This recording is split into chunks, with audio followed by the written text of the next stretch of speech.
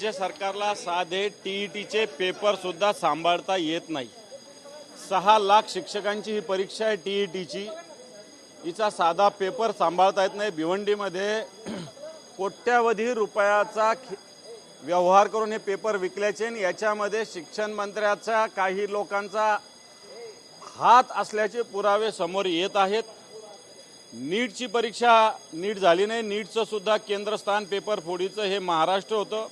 बरेच जण म्हटले महाराष्ट्राला का टार्गेट केलं जातं, परंतु टीईटीचा पेपर फुटल्यानंतर हे स्पष्ट झालं की महाराष्ट्रात तर पेपर फोडण्याचे धंदे मोठ्या प्रमाणावर होत आहेत। कारण सरकारच असं आहे की मला असं वाटतं खासदार फोडण्याबरोबर पेपर फोडण्यामध्ये सुद्धा पुढाकार घेत आहे। ठाण्यामधनं हा पेपर फुटलेला आहे टीईटीचा। खरं तर उपमुख्यमंत्री शिंदेंचा या सगळ्याच भागातून पेपर फुटला, काय संशयास्पद काय हे बस संशयास्पद शिक्षण मंत्र्याला आम्ही पूर्णपणे अंगुली निर्देश करू शकतो। शिक्षण मंत्री याच्यात सहभागी आहे। शिक्षण मंत्र्यांनी टीईटीच्या माझ्या माहितीप्रमाणे धर्मेंद्रजीचा राजीनामा येतोय, तसाच दादा भुसेंनी सुद्धा या परीक्षेची जबाबदारी घेऊन राजीनामा दिला पाहिजे। जितेंद्र आव्हाडांनी घोषणा दिली की पेपर फुटले भिवंडीत आणि पैसे गेले माले। हो बरोबर आहे ना। हे बा जे मंत्री आहेत शिक्षण मंत्री हे मालेगावचे आहेत।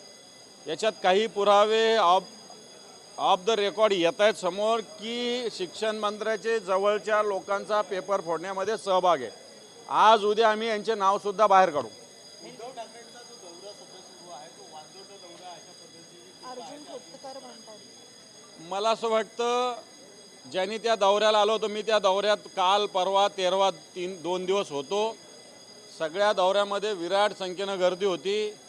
मला असं वाटतं हे वांझोटे राहतील, हे खासदार गेले पण यांच्याबरोबर एकही माणूस गेला नाही। याचा अर्थ यांनी वांझोटे खासदार घेतलेले। उद्धवजींचा दौरा हा उत्साहपूर्ण अतिशय अभूतपूर्व असा दौरा राहिलेला आहे। आज शिर्डीमध्ये आता थोड्या वेळात सभा सुरू होते। विभागामधला घोटाळा समोर आला आहे। गुड्डू शेठ नावाची एक व्यक्ती आहे जे निलंबित किंवा रिटायर्ड अधिकारी त्यांना देखील पैसे घेऊन ती लोक परत नियुक्त करतायत।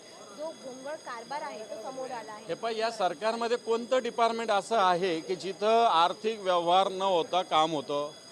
सर्रास दलाल मंत्र्यांनी पेरलेले आहे। या मंत्रालयात या विधान भवनात दलाल फिरतात मोठ्या प्रमाणावर। भले कित्येक बंदी आहे परंतु इथं दलाल मी कित्येक दाखवू शकतो तुम्हाला। त्यामुळं RTOमध्ये भ्रष्टाचार मला असं वाटतं मोठ्या प्रमाणावर याच्याविषयी सभागृहामध्ये सुद्धा आमचे सदस्य अनिल परब यांनी मोठ्या प्रमाणावर आवाज उठवला। परंतु अशा अधिकाऱ्यांना बक्षिसी दिली जाते, अशा अधिकाऱ्यांना सांभाळलं जातं। या महाराष्ट्राचं हे दुर्दैव आहे।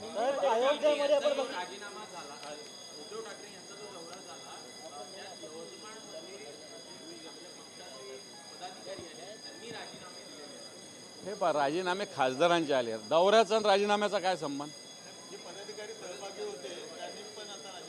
ठीक आहे ना, राजीनामे दिले असेल काय कारणाने आले तपासून घेऊ।